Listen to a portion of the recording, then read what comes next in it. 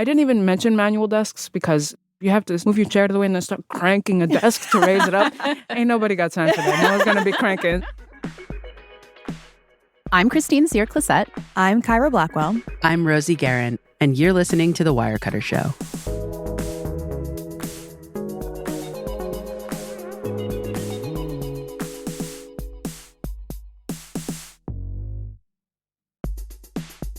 Hello, my friends. Hey there. Hi.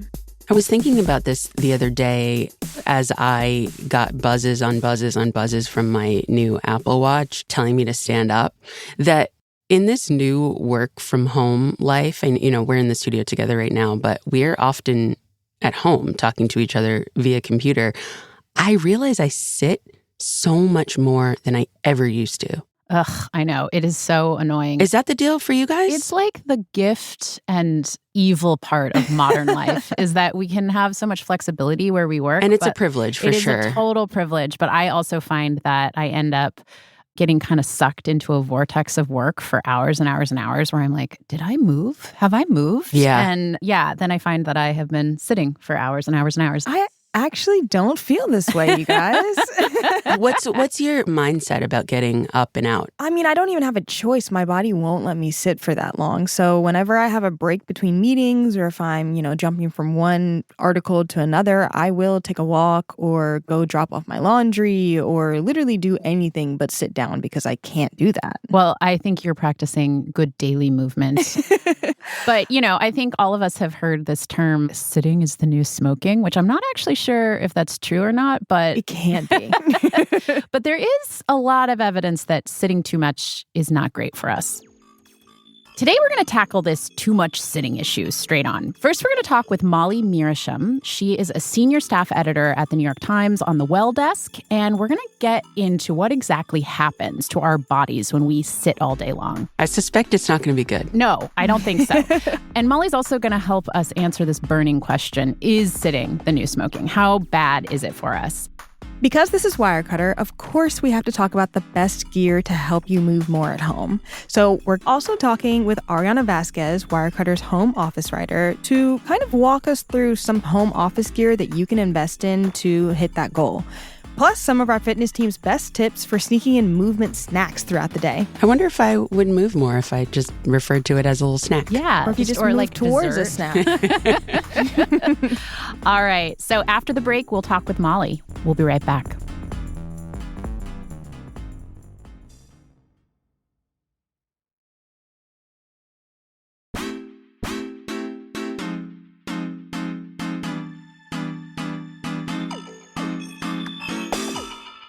Welcome back. With us now is Molly Mirhashem, a senior staff editor at the New York Times on the Well Desk. She covers fitness, and she's edited a lot of coverage around how bad it is to sit all day. Molly, welcome to the show. Thanks so much for having me. I'm super curious. I think a lot of listeners have heard this adage that sitting is the new smoking. Is sitting all day as bad as smoking cigarettes during the day? It is not as bad as smoking, but it is true that sitting for long periods of time is pretty bad for your health. It's been linked to an increased risk for various health problems like heart disease and diabetes.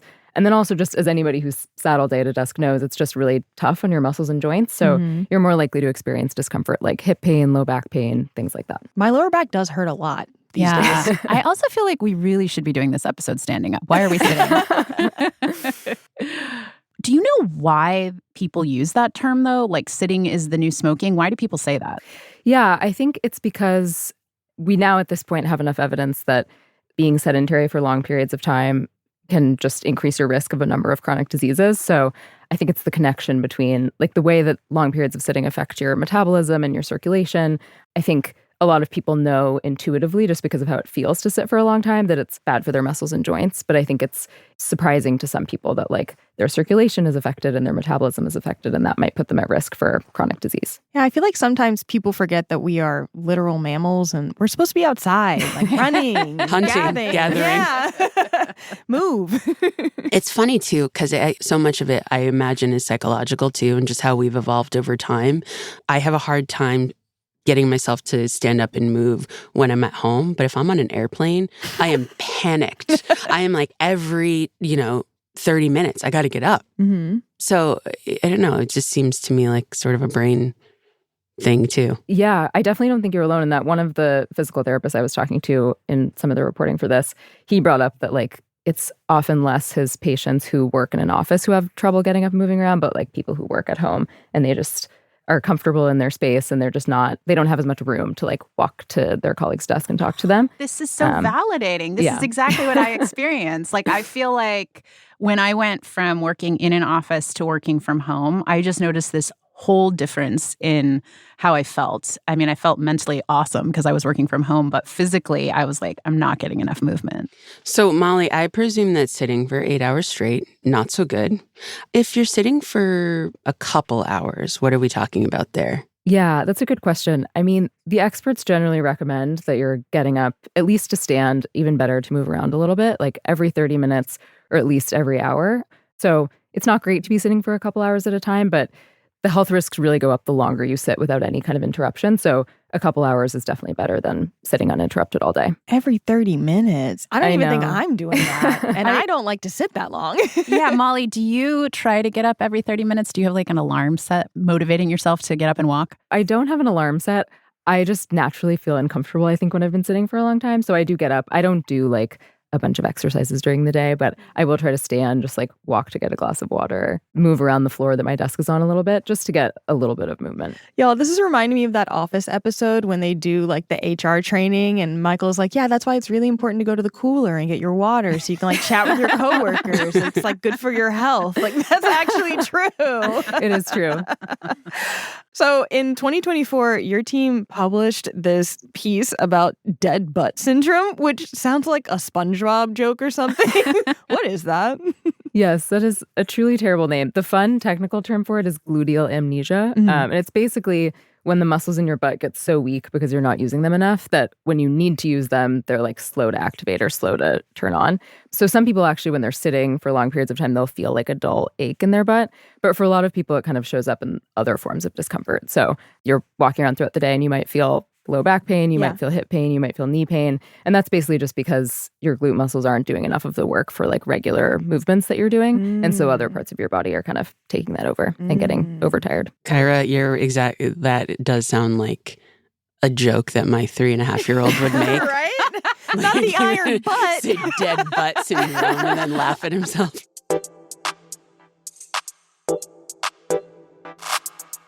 I try to work out almost every day, but I always feel like I'm counteracting all of that by sitting at my desk during the day. I've read that people who have desk jobs need to try to get more than the recommended, quote unquote, recommended, like, I don't know, it's like 150 minutes of like moderate activity a week. How much should somebody who is sitting a lot try to move? Like, should they be shooting for more than that during the week? Generally, the experts I've talked about this basically recommend thinking about, rather than thinking about your total volume of sitting and your total volume of exercise, like thinking about your day as a whole. So if you're getting your recommended exercise in, that's great. But it's really important to kind of prioritize breaking up the sitting with interruptions as much as you can. So it's not necessarily that you need to try to squeeze in like another hard workout another day of the week. But if you're doing that exercise and then sitting most of the day, prioritizing the movement breaks and like light physical activity is basically the most important thing. I like that. I think we now know that the health effects of sitting for long periods of time are kind of a distinct thing from not getting enough exercise. It's not just the total amount that you're moving, but just on its own, sitting uninterrupted for a long period of time has all these other negative health effects. What I'm hearing from you, Molly, is that the idea is do your best to move, stand up at intervals, take a walk, move your legs, move your joints. And if you can, it's going to benefit you in the long run. Yeah, exactly.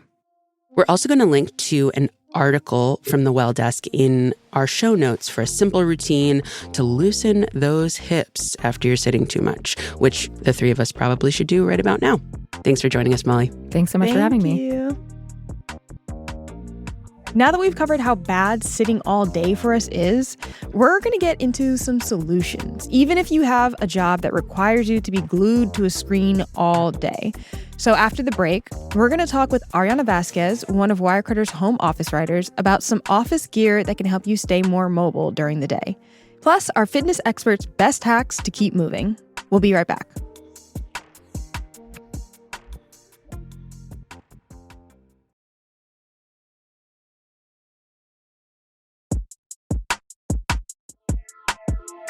Welcome back. We're now talking with Arriana Vasquez, one of Wirecutter's home office writers, and we're going to talk about office gear that can help you move more and how to avoid that dreaded dead butt syndrome we just talked about with Molly.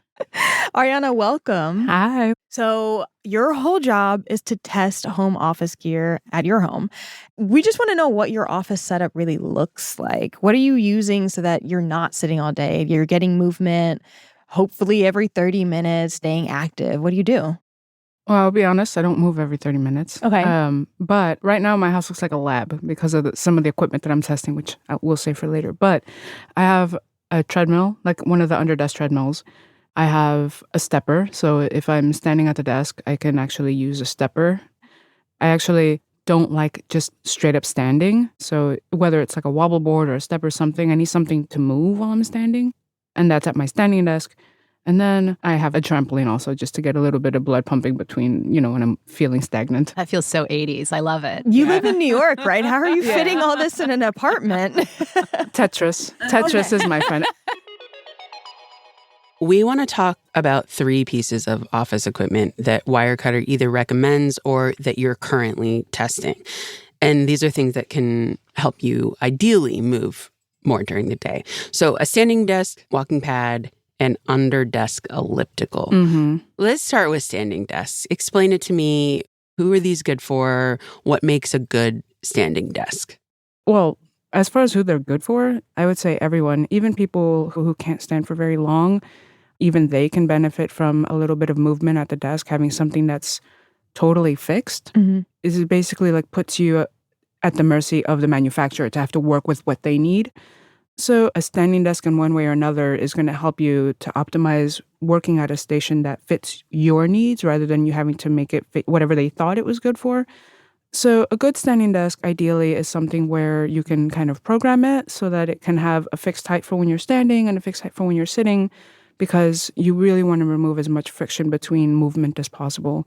And so even just a small thought of like, oh man, then I have to like stand up and then wait to get it to the perfect height. Even that little bit of friction could be enough to deter you from standing. So the ideal desk is going to have programmable settings. It'll move kind of quickly so that you're not having to wait upwards of over a minute for the desk to raise to the right height or go back down. And then obviously, it should fit the space that you're in.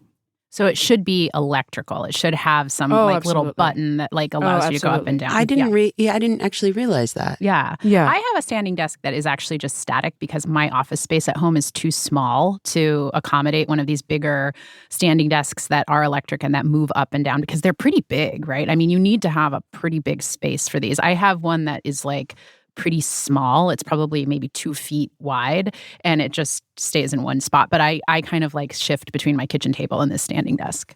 Yeah, I started looking into really small standing desks because now they're coming in much smaller sizes. We haven't tested them yet. They have mixed reviews, and from what I've seen, they don't move very quickly. But for a situation like yours where you don't have the 42 inches, most of these desks, that's the minimum size. That's big. Yeah, that's big. Yeah, that's big. So there are smaller desks. I'm curious to test them. I want to know how much these things cost and what is our top pick? So our top pick is the Uplift version 2. The base model, without any extra bells or whistles, usually goes for about $600. And then from there, add-ons, upgrading the countertop, getting, grommets and things that can get you up into $1,000 and up, depending on how many extra bells and whistles. What's a grommet? A grommet is basically a cutout hole in the desk where you can pipe your cables through. So you can get a desktop that's a normal table with no holes and you have to just feed the cables over the edge.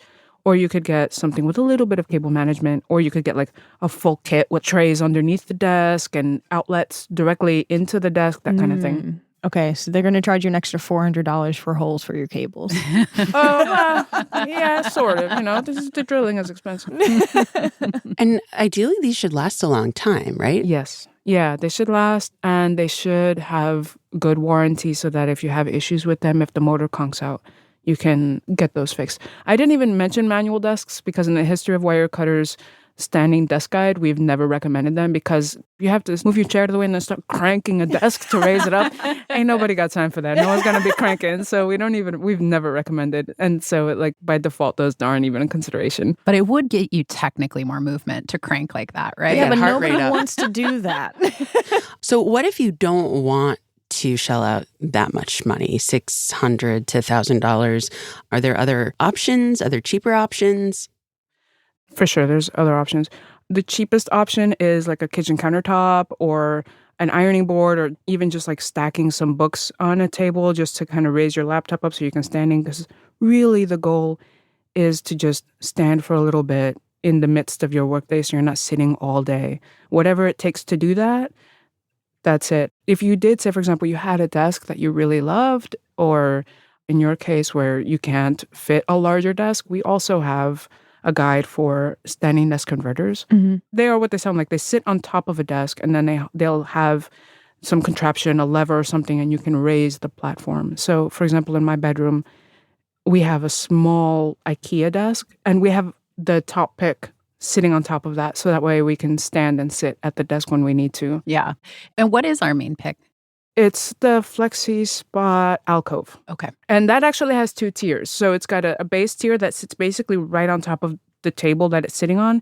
And that's where your keyboard, your mouse, or even maybe your laptop would go. And then it's got a second platform, and that's where your monitor would go to encourage better ergonomics. So you're not kind of hunching over to look at a monitor below you.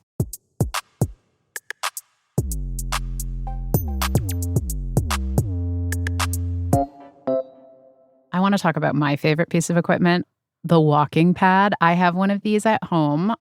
I'm curious, what do you think these are good for? Who do you think they're good for? Who would you recommend walking pads for? Because they're kind of dorky, honestly. I'm just going to put it out there.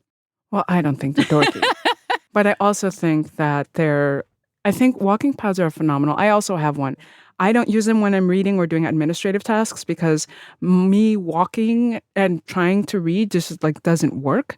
I actually only use them when I'm writing, when I'm not moving my head side to side, when I don't really have to mouse around a lot, because I find it frustrating to try to use the mouse while I'm walking. It introduces a little extra movement. It makes things a little harder to click. So I only use it when I'm doing something like a focus task. I think walking pads are fantastic for people who like to walk. Getting one with the intent of becoming a walker, I don't think is going to make you're not going to use it, it's just going to sit. I think if you want to stand or you want a bit of movement, get something like a stepper or get a wobble board. But if you're someone who genuinely likes the movement of walking and you can enjoy it, the thought of walking while you're working seems like something that's oh, hey, that's kind of cool. I like that. I could see myself doing it.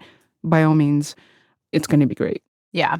I love that. Yeah, I love to walk. I use it when it's too hot in the summertime to go outside, when it's 100 degrees outside. But I, unlike you, cannot write when I'm walking. I have to be still. And so I use it when the tasks that my brain can still, I think I can't rub my belly and I think my both head or of whatever you at the should be same time. studied because I think it's actually incredible to be able to do 2 things at once. Well, I just can't imagine reading while bobbing up and down. Right. Yeah. That for me is just too much. Which one are you using? I'm using one that it's not a pick. Okay. It's one that I actually tested when we were initially doing the testing. But our pick, it's the Go Plus 2-in-1 folding treadmill. I have our other pick in the guide, which is the Go Youth 2-in-1 under desk pad. And how much did you pay for that, Christine? I paid for it. I paid $250 for it. I actually think it's a great value. I think it's a great value for if that's something that you prioritize. Yeah, I like to think about things that improve my quality of life from a health perspective or from a personal development as investments rather than splurges. Yeah. Because you cannot really put a price tag on health. And sitting all day, every day is bad for your health no matter what. And so spending $250, even for someone who's maybe financially, having a hard time, the health bills are so much more than that $250 walk pad. So I think it's worth it. If you are thinking, I am very interested in a walking pad, I don't yet have a standing desk, or maybe you already have a standing desk, what's the order? For me, it was finding a desk that worked for me and then finding a walking pad that actually fit with the desk. Is that the order you would recommend going in? Or would you be just find the walking pad you think you want and get a desk that works with it? I think the answer is yes. Because again, like if we get back to the core issue is like, are you sitting all day? And if that's the case, then you really want to introduce some form of movement. The most important thing is just not sitting all day. If you only have the budget for one thing and you have the ability to get away from your desk for 10 to 15 minutes every so often, getting the walking pad first gets you to that goal much faster. You can get away from your desk, you set a little Pomodoro timer or use your kitchen timer and set it for an hour, whatever. But at least you have that movement there. You just have the walking pad next to your desk and then you get up, you do a little walking, you go back to sitting.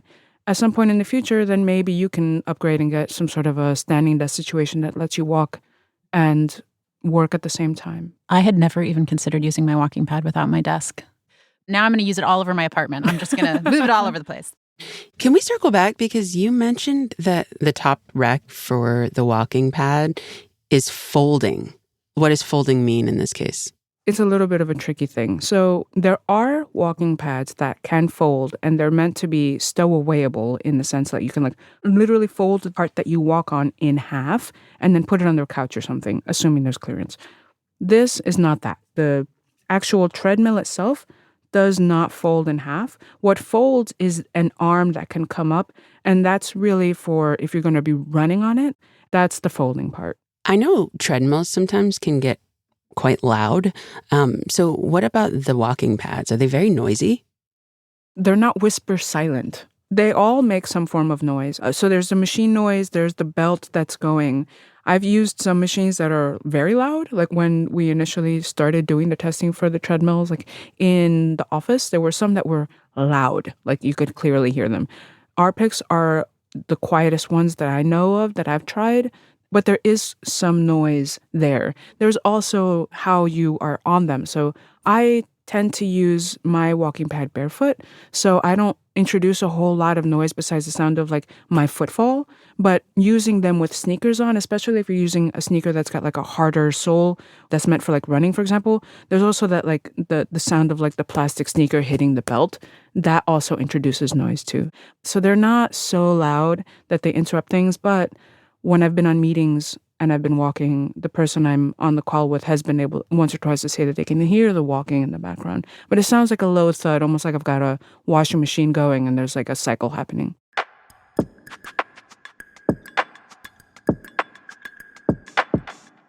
You've also been testing under-desk ellipticals. Yes. Can you just explain what these are and who do you think they're good for? So an under-desk elliptical is literally like the crank system of a bicycle in a small housing low to the ground. So you put it and it sits basically in front of your office chair and you pedal on it while you're working or while you're doing things. So say, for example, you were in a meeting and you didn't want to be moving all over the place on Peloton or like a walking pad.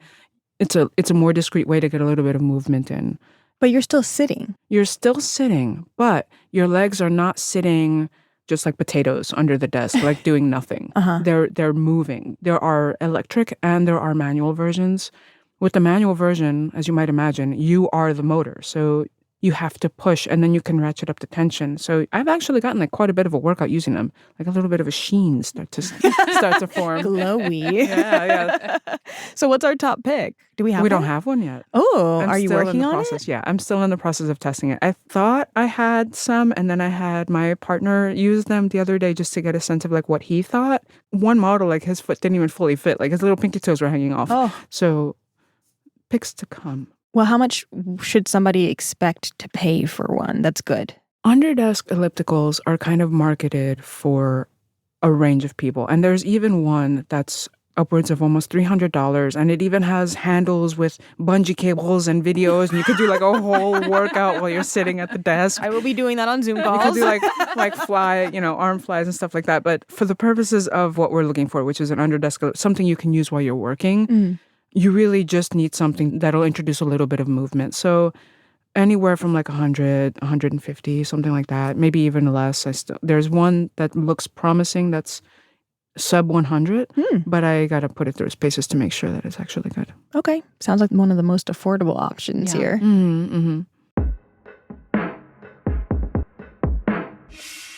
Is there any other gear that you keep in your home office to keep moving during the day? Oh, yeah. Steppers. I have a stepper. What is a stepper? So steppers, basically 2 platforms that stick out, and unlike ellipticals, which are meant to be used from a seated position. In fact, every single elliptical has big, bold letters that say, do not use this while standing. Steppers are designed to be used while standing. You literally stand on them and you exert weight, pushing pressure down on one heel and then the other, and it's a stepping motion. And then you can increase or decrease the tension, which basically increases or decreases how deep the step is. So at the easiest mode, the step is very little. At the hardest, you're stepping all the way down, and it's like really shifting your weight from side to side. And I use those a lot when I'm playing D&D.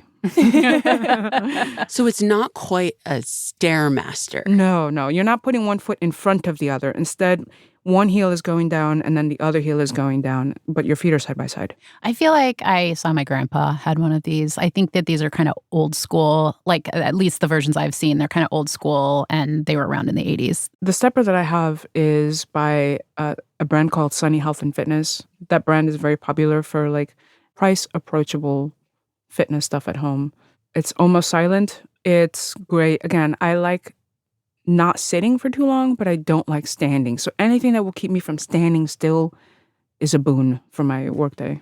You mentioned earlier balance boards. Yeah. What's a balance board? It's a board that's got a bit of a curvature toward the sides. And so when you stand on it, your feet are standing not directly straight underneath you. They're more out a little bit to the sides. And then because the board has a curve that goes up at the edges, you can kind of wobble back and forth on it. It's not crazy. The edges might be like an inch and a half off the ground. So it's not like you're on one of those like rides at the amusement park where you're just like pendulum swinging from one side to the other. But if you're someone that likes to shift your weight a lot from side to side, which I do, it's really nice because some of them have like padding. So it's almost like you're standing on a standing mat. There's like foam to support you, but you get a little bit of extra movement there. I like that. Yeah. Which one do you use and how much does it cost? The one that I have is actually our pick. It's Fizzy Bow. It's usually around $70. Arriana, I reached out to our fitness team here at Wirecutter to ask them what they do during the day to get more movement. And we collected some of these ideas, and we want to ask you what you think of them and if you think they're discreet enough for work. Oh, man. We may have thrown in a couple that were not from our fitness team, but that we may have witnessed in the wild. So I'll go first. What are your thoughts about setting up a regular walking meeting with your boss, a colleague, or someone else? I think if there's buy-in from both, that's great. Like at one point, I had a little thing with my manager where we would both take our meeting standing, and it was just like a nice little thing. So if there's buy-in from both, I like the support. I think that's really nice. Okay, what about working out during a call where you don't necessarily need to be on camera? If you're just a participant, for example, like a company team meeting, I would say that's fine. However, I would not work out with my camera on because I think that's towing the line a little bit. I can't even utter this. This is like hard for me to even propose. Squats and push-ups at the office in front of colleagues. No. Yeah. No. Do it in a broom closet or something. Be your best fit self. Yes. Don't involve everyone else. And finally, getting a dog to go on daily walks. Highly, highly recommend. If you live in a place that allows for pets, I highly recommend. I have 2 little dogs and they make me walk. If I have like a meeting that goes long or it's scheduled over when they're supposed to go for a walk, they come and harass me. They let me know it's time to go. That is precisely why I will not get a dog. I don't want to be told when I have to go outside. But the routine is good for you. I know, it's great. You're right. I love them. Arriana, thank you so much for joining us. Appreciate having you here. This is fantastic. Thank you for inviting me. Thank you. Thanks. Mm-hmm.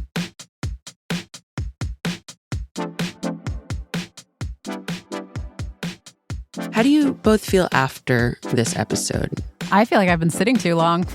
Well, we definitely have. Yeah, but I don't feel too bad. I feel like I'm kind of in the middle. Like I could do a little bit better, but I'm not doing horrible, which surprised me. Yeah. I I feel like I want more gear. I have my walking pad. Now I'm like, ooh, maybe I want to get a stepper and maybe I want a balance board. Yeah. Where you're going to fit it all in this magical office. I have no idea. But beyond the gear, actually, both conversations affirmed for me that it's just important to get up and move. And if the whole middle part of my day is just like a sandwich of sitting, then it's not good. So just trying to build that in a little bit more. Yeah, I think I'm kind of on the same page. I am really going to lean into my fidgetiness and my inability to sit still for too long. And I'm just going to be like, yeah, maybe it's only been 30 minutes because usually I feel bad about that. But I'm going to say, yes, 30 minutes. It's time to get up instead of being mad at myself. Turns out it might be your superpower. If you want to find out more about Wirecutter's coverage, or if you want to check out any of the products Arriana recommended today, you can check out our website, and you can also find a link in our show notes. Thanks so much for listening. Now get up, take a walk. Bye. The Wirecutter Show is executive produced by Rosie Guerin and produced by Abigail Keel. Engineering support from Maddie Mazziello and Nick Pittman. This episode was mixed by Sonia Herrero. Original music by Dan Powell, Marian Lozano, Alicia Ba-Itup, and Diane Wong. Cliff Levy is Wirecutter's deputy publisher and general manager. Ben Fruman is Wirecutter's editor-in-chief. I'm Christine Cyr-Clisette. I'm Kyra Blackwell. And I'm Rosie Guerin. Thanks for listening.